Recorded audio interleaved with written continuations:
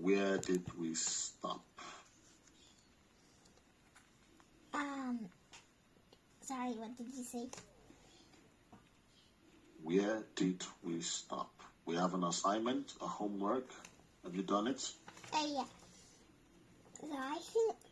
So Okay. I think I would search for why they did this.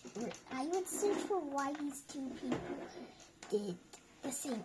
Why they did this and what they did before they did this thing. So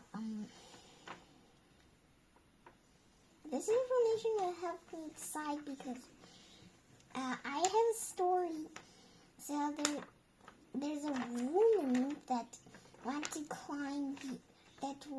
climb a very tall mountain, and she didn't stop, and she even accused the leader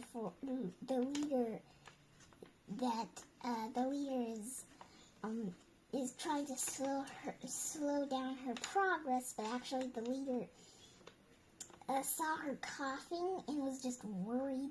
And then when they entered the very high zone, she died. Yeah, so I think that's called reckless. And that if these two imaginary people, they both climbed the same mountain, probably the woman would be the reckless one. And then there is an expert. So the expert climbed a lot of mountains and survived. But he climbed this high mountain, and then something bad happened that is not entirely his fault. It's just bad luck, and he also died. But he always finds a way to fix the problem. Just this time he died. And so I think that's called courageous. He's doing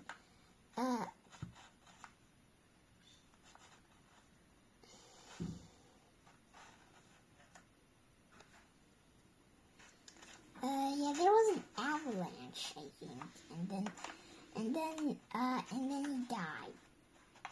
So the expert is courageous. So that's why I would search for why they did this and why and what they did before they did this thing. Okay. So what they did before they did whatever it is that got them killed, right? Yep. Okay. But I think that if we go that route, or route, as we say in British English, if we go through that route, then eventually we'll have to think about that action they took before taking their last action was also preceded by another action. Do you understand? No, I don't understand. Okay. So, let's say the dangerous stuff that the courageous guy and the reckless guy, the dangerous stuff they did was, for instance, they go skiing. Okay? Skiing on the same snowy mountain. Okay? Okay. So, now, before they went skiing on that mountain, like we said, one is being courageous, the other is being reckless. And before they went skiing on that mountain, let's say one of them called all his friends and set up a camera to record himself and maybe even do a live show to show people. He did not practice, he did not train for it. He did not train. He did not read through all the notices. And the other person read through the notices and trained. Or let's even say they both read through the notices. they both went through the training, but one had more time for the training than the other person. Okay, let's say the training should take about 10 hours. One of them could only do, let's say, 8 hours of the training. The other person did the 10 hours or completed the 10 hours. Now, from that information, can you judge which was being courageous and which one was being reckless? The one who practiced less is reckless, and the other one is courageous. Okay. What if you find out that the reason why the one who practiced less even wanted to go skiing in the first place was because he was trying to raise money to treat his dying wife, his wife who was dying of cancer. And he couldn't complete the 10 hours of training because he had to spend some time with her in the hospital before leaving her.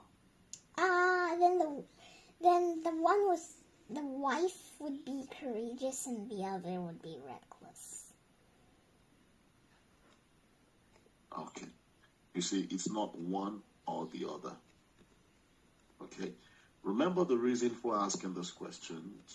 The reason for giving you this homework is to help you think about the information you need to determine the difference between recklessness and courage, right?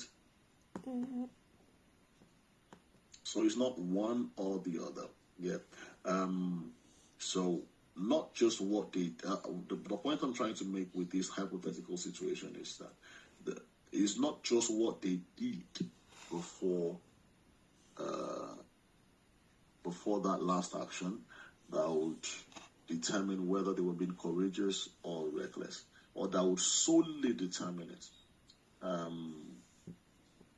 It could also be what a major thing that I think would be their reason for doing what they're doing, and that you could have the right reasons for doing something and still be reckless. Okay. Now, the guy that couldn't complete his training, that spent only 8 hours on the training instead of 10. Now, you believe the guy was being courageous, right? Mm-hmm. But I think he was still reckless. Because the fact that you want to save someone doesn't mean you should put yourself in unnecessary danger. It's unnecessary because you could still have found a way to make the time. 10 hours. Complete your training. Because what if you die? Then it means the money you're trying to raise, you wouldn't raise it.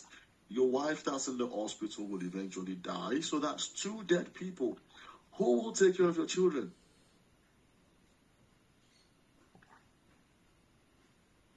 Do you get this? Yeah, I was drinking water. Do you understand what I'm saying? Yeah. So I think the guy was still being reckless, regardless of his reason. Okay. So the reasons alone don't, or should I say, can't stand on their own. The actions before can't stand on their own.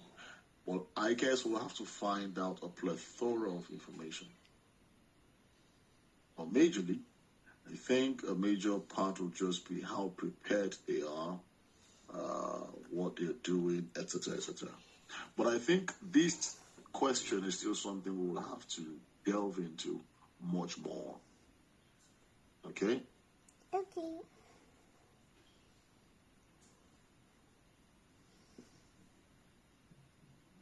I think we'll have to think about the context of what's happening, their intentions, their preparations, the alternative, if they had alternatives, their responsibility, and the proportionality of the risks. Okay? So I think those are things that we would need to... Okay, let me write that down so that I don't just speak into the air. moment.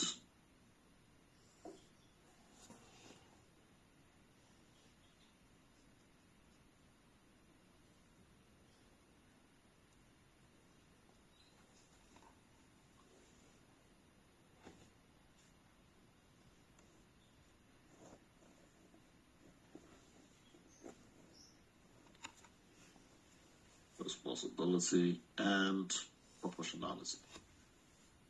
Can you see all those words? The context. Do you know what it means? Nope. Yeah. Context refers to the surrounding circumstances, surrounding situation. Okay? The situations that surround an event, that's its context. Okay. Okay? All right. So intentions, do you know what intention means? Okay, I don't know intention, and I think I don't know any of these except for responsibility. Yeah. And how about preparation? I'm sure you know Oh preparation. yeah, I know preparation and responsibility, but I don't know the others. Okay. So intention refers to the reason for an action. What do you intend to do? The reason for an action. Okay? Okay. Intention, reason. So alternative, any other choice, that's what alternatives would mean. Like, are there other ways to go about this stuff you want to do? Any other option? Okay, that's what alternatives mean. You know, responsibility, proportionality. Proportionality would be risk-reward ratio. Is this reward worth this risk? Okay? Okay. So that's what proportionality refers to. Do you understand that? Mm-hmm. Okay, for example, you want to make 1,000,000 yen and you're to invest 500,000 yuan so you can make 1,000,000 yuan. Now, is the risk worth the reward? Well, it depends. It depends on if you lose 500,000 yuan, you're not going to be sad. Okay? Okay. Maybe it's the last 500,000 yuan and your family depends on it. You can't do without it. Then don't invest it. So, we've spent so much time on last week's assignments. I want us to quickly start this. Christian Bernard, let's read. Right now, The Rock. I know what The Rock is. The Rock is a wrestler. Oh, okay. Beyonce. Yes. King Charles. Who is King Charles? King Charles is the King of England. Oh, okay. But 50 years ago, there was a doctor called Christian Barnard. I think in the original book, he also said, I haven't with 2 A's, misspelled his name.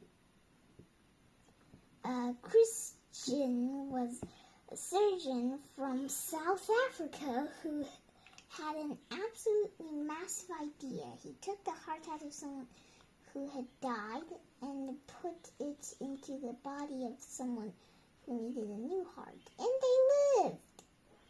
Yay! It was called a heart transplant. It was totally incredible. And it made him a global superstar.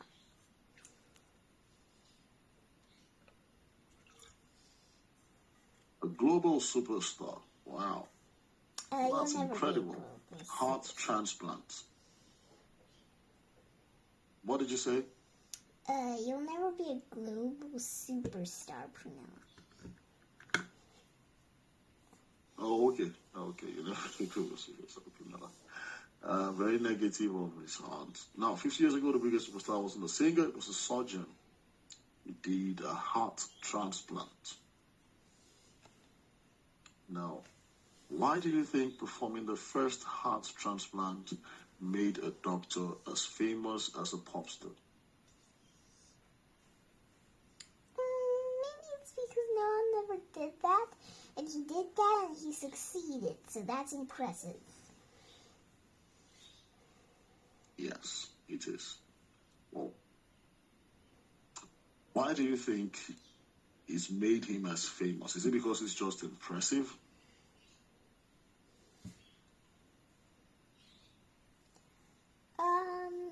Because he's smart and impressive, I think.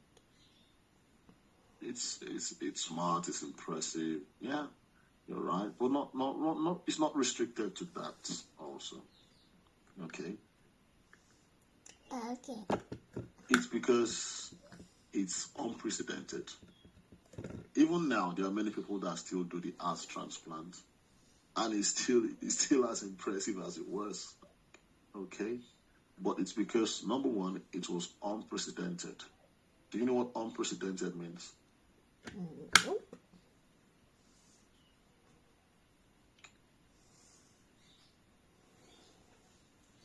Unprecedented means it had never happened before then.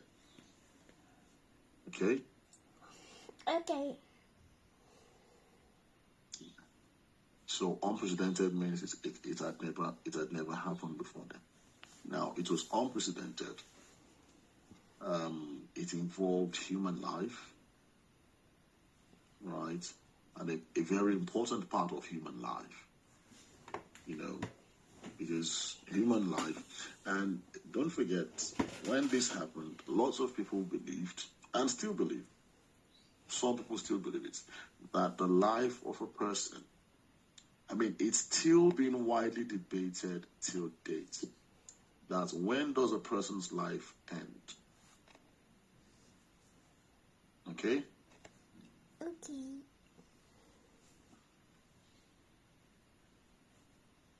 Is it when the brain is dead? Or when the heart is dead? I think it's when does a person's life, when does a person's life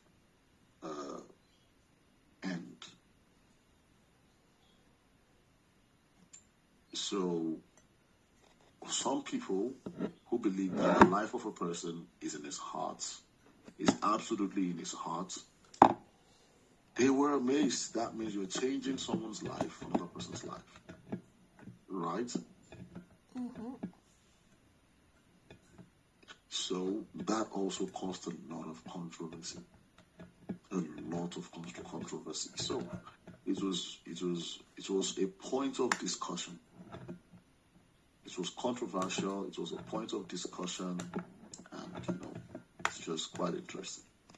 It changed what people believed that could be achieved through science. So Bernard wasn't famous simply because he was a doctor. He was famous because he crossed a boundary that people thought could not be crossed before then. Okay? Okay. All right, let's look at the second slide. Proving them wrong. Chris always knew that he wanted to be a doctor. His family didn't have enough money, but Chris was really determined, so he did lots of jobs while he was at school, like gardening and washing cars. His teachers didn't think it would be possible either, because they said he wasn't clever enough. How rude. But he studied and studied and studied until he got into medical school. Prunella says, I agree with his teachers. I wonder why Prunella would agree with his teachers. I think Prunella was just being funny. An idea so bonkers, it actually worked. Do you know what bonkers means? Yeah, I know what bonkers means. I usually don't use that word.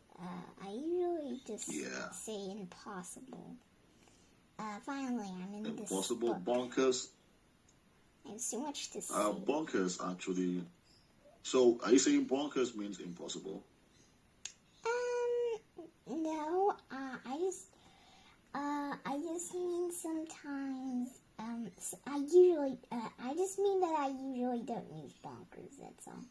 So, I think that bonkers Okay. means like something so surprising and Something so crazy, actually. Crazy, foolish, wild. Yeah. That's what bonkers means. So it can be an insult. It can be an insult. Okay, when you say, have you gone bonkers? Or, of course, a dicier way, have you gone bananas? That's another way of saying someone has gone mad. Someone has gone crazy. So, you can see this. The result is that thousands of lives are saved every year. Now, can you read this? How did priests react when his teachers told him he wasn't clever enough to be a doctor? Maybe he didn't. Maybe he ignored it. Yeah, he probably ignored it. Probably ignored it. Okay. Now, what does that response to his teachers tell us about how he viewed other people's opinions of him?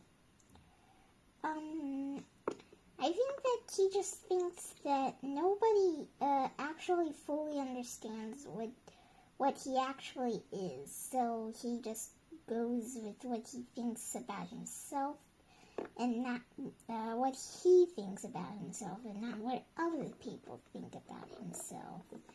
And I think I'm kind of like that too.